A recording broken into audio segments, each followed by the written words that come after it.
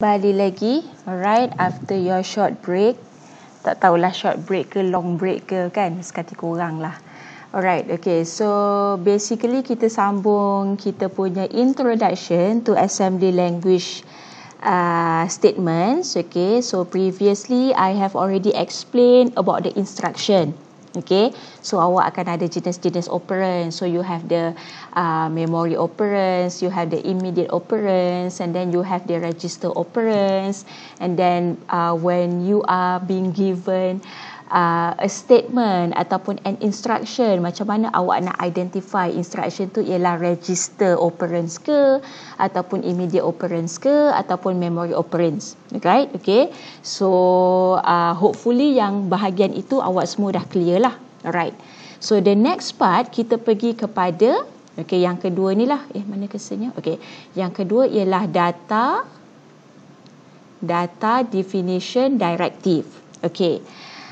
When it comes to data definition directive, okay, kita pergi yang slide yang kat belakang Okay. Dia macam ni tau. Kenapa kita perlukan data definition directive? Alright. You kena faham beza assembly language dengan high level language. Assembly language kebanyakan daripada codesnya, okay, dia punya programming dia melibatkan register. That's why sebelum ni kita belajar about the hierarchy kan. Ada AX, ada BX, ada CX, ada DX. Okay. Then awak cakap, Mak, kalau misal kata kita nak code menggunakan assembly language tapi saya tak nak pakai register, saya nak pakai memory, boleh tak? Memory tu macam awak gunakan main memory macam awak punya C++ tu lah. Okay. Boleh. Dan benda yang sama akan berlaku di mana dalam high level language, dalam awak punya C++, every variable awak declare, betul tak? Okay. So sama macam kita punya assembly language, kalau awak nak code dalam assembly language menggunakan memory ataupun menggunakan variable, awak kena declare. Okay. So nak declare dia tu, okay, dia adalah dia punya cara dia. Okay. So bila nak declare, first awak nak kena tahu dia punya, macam mana nak cakap, dia punya data allocation. Okay, data allocation ataupun kita panggil ni dia ialah data definition directive lah. Okay, kita ada DB. DB ni ialah define byte. Okay, apa yang dikatakan oleh define byte, ingat tak masa awal slide tadi, Mak bagi tahu yang mana kita punya data dekat dalam assembly language, everything must be in hexadecimal, betul tak? Okay. Jadi bila define bytes dia ialah 2 digit di dalam hexadecimal. Okay, ni dalam hexa tau. Okay, ni dalam hexa. Alright.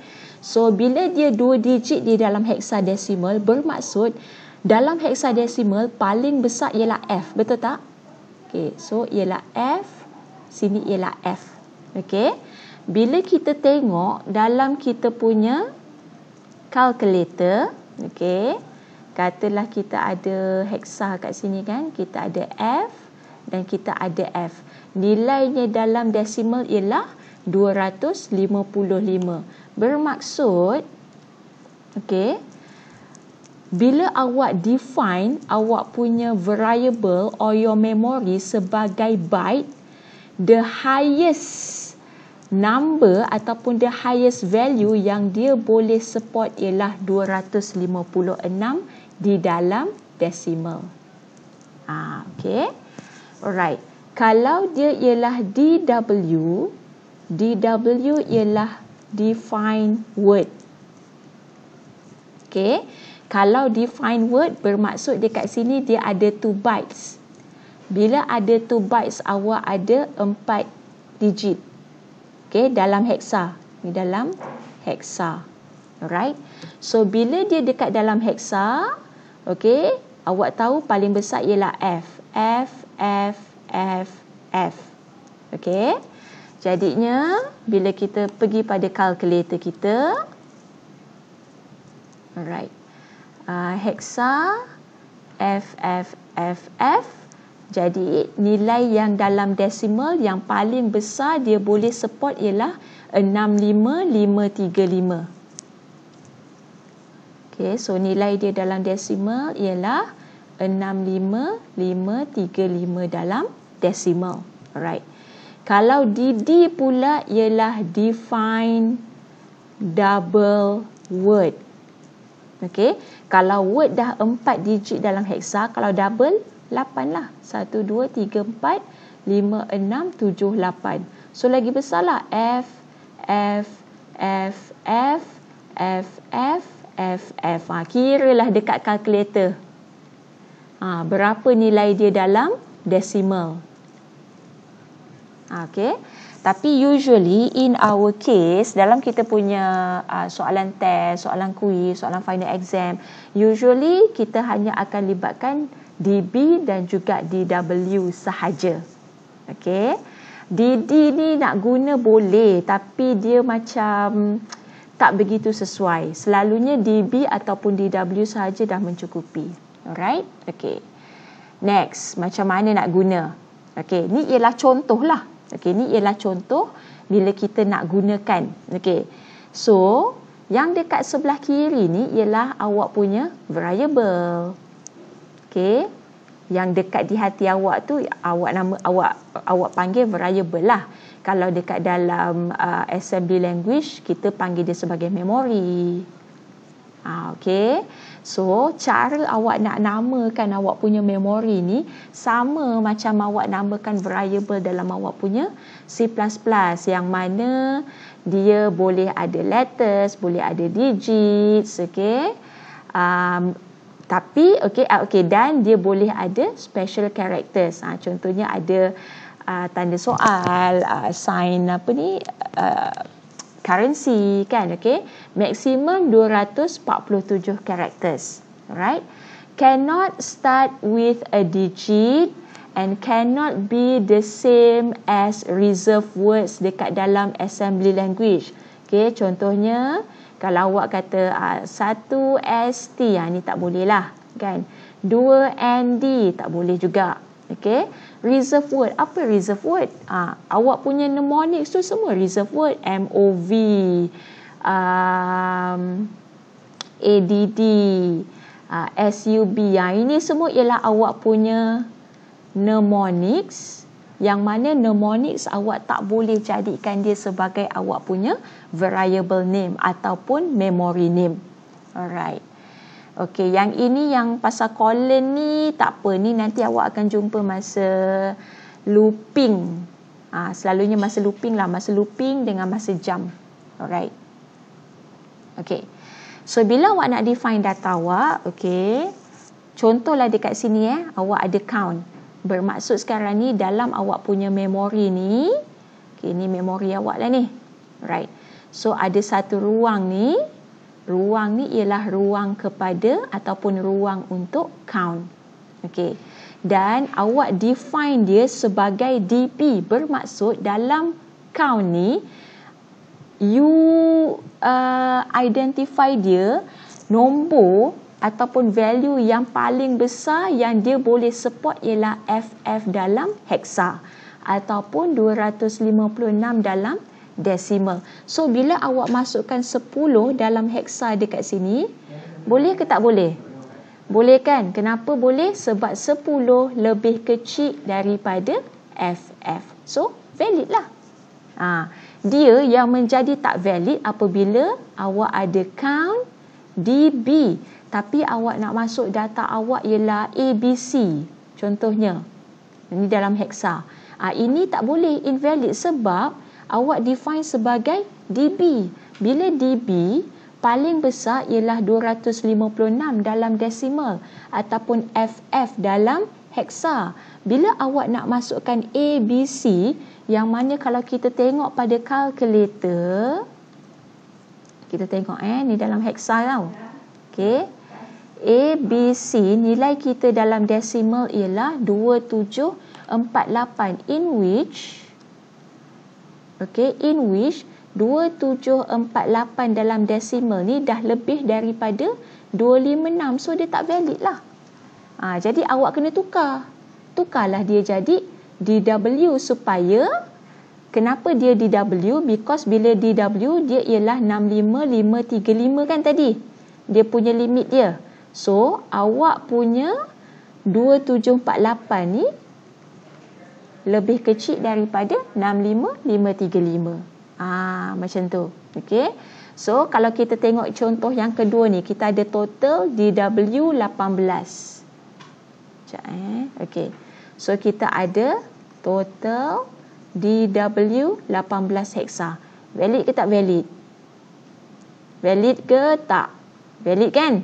Valid. Okey, sebab awak declare dia sebagai DW. Awak define dia sebagai DW. Ini ialah awak punya memori. Okey. So, ini ialah kepunyaan total. Awak declare dia sebagai DW. Dia boleh support sampai 4 digit dalam hexadecimal. Awak cuma masuk 18 je yang dekat belakang tu. So, valid lah. Alright. Okey. Specialnya dalam assembly language ni, bila awak buat awak punya memory declaration tu, ataupun bila awak define awak punya memory ni, awak boleh gunakan macam ni tau. Okey. Maksudnya bila awak ada 6, berapa tadi? 6 dB tanda soal, betul tak? So, dalam awak punya memory dekat sini, okay, dalam awak punya memory, awak dah allocate satu ruang. Ruang ni ialah untuk memory 6. Okay. Data yang dia boleh support ialah 2 digit dalam hexa. Bermaksud paling tinggi ialah 255 dalam decimal atau FF dalam hexa kan? Okay. Kenapa kita letak tanda soal? Because at this moment awak masih belum tahu berapa data ataupun value yang awak nak masukkan dekat dalam memori 6. So, awak boleh letak dia sebagai tanda soal. Boleh? Tak ada masalah. Okay. Alright. So, mungkin awak akan tertanya-tanya lah bila masanya kita nak guna kita punya defining data ni. Okay. Contoh lah contoh. Alamak, dah tak ada ruang dah. Okey lah, kita sikit lah kat sini, kat atas ni Okey. Contoh kita ada Y. Y sama dengan 10 dalam hexa nak tambah dengan 20 dalam hexa. Okey. Jadi 10 dalam hexa tambah 20 dalam hexa. Kita tengok dalam hexa. 10 tambah dengan 20 dalam hexa, kita dapat 30 dalam hexa. Okey, 30 dalam hexa desimal 48. Okey. Jadi ini ialah 30 dalam hexa ataupun berapa tadi, 48 dalam desimal kan? Alright. Y ni, okey, Y ni yang awak akan declare dia. So awak declare lah Y. Kan, sebab Y ni awak akan ikutlah dia punya nama variable kat sini, Y. Okey.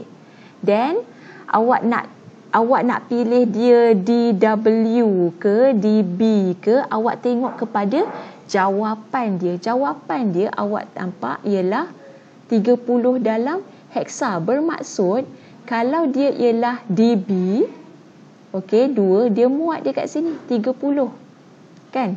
Dan 48 dalam desimal ni juga lebih kecil daripada 255 dalam desimal. So, awak boleh declare dia sebagai DB.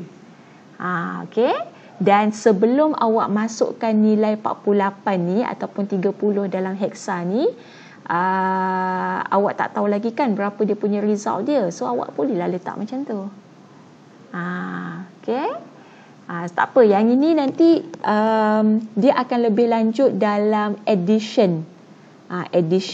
Kalau move dengan exchange tu dia tak berapa nampak sangat dia punya efek dia. So efek dia akan nampak bermula addition, subtraction dan seterusnya lah. Okay. Right? So itu ialah caranya lah. And then kalau awak katalah awak cakap, Mak, boleh tak kalau misal kata saya declare dia sebagai Y DW? Boleh juga. Boleh juga sebab hasil tambah awak tu dia masih muat. Nak masuk dalam DB pun dia muat, nak masuk dalam DW pun muat. Cuma kalau awak kata saya nak buat dia sebagai YDD, ini boleh juga, tapi kita tak recommend because DD ni dia punya data tu, dia punya support dia tu terlalu besar. So nanti akan mengelirukan awak sendiri. Jadi basically untuk kita punya syllabus memang kita akan fully recommend sama ada DB ataupun DW. Okay. Alright. So habis kita punya introduction to assembly language. Okay. So untuk khas untuk kelas 2D yang disayangi, okay, ada berapa soalan ni? 2 je soalan.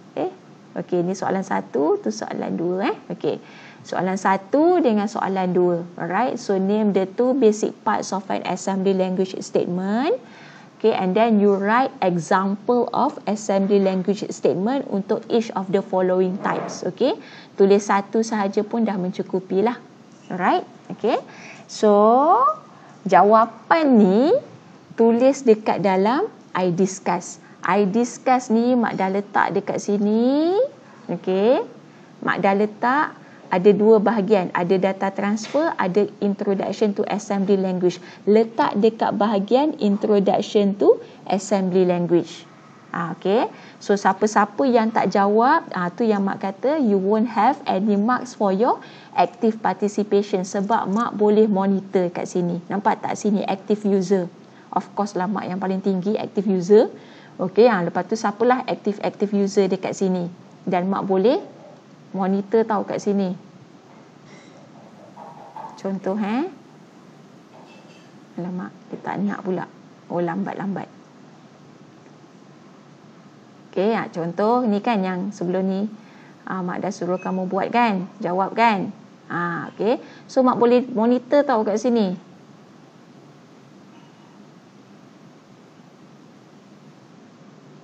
Okey, so Mak boleh monitor sini. Siapa yang 1 post, siapa yang 2 post, siapa yang tak ada post. Yang tak ada post ni hamba Allah ni Faizin. Okey. Jadinya dekat sini Mak akan monitor kamu. Alright. So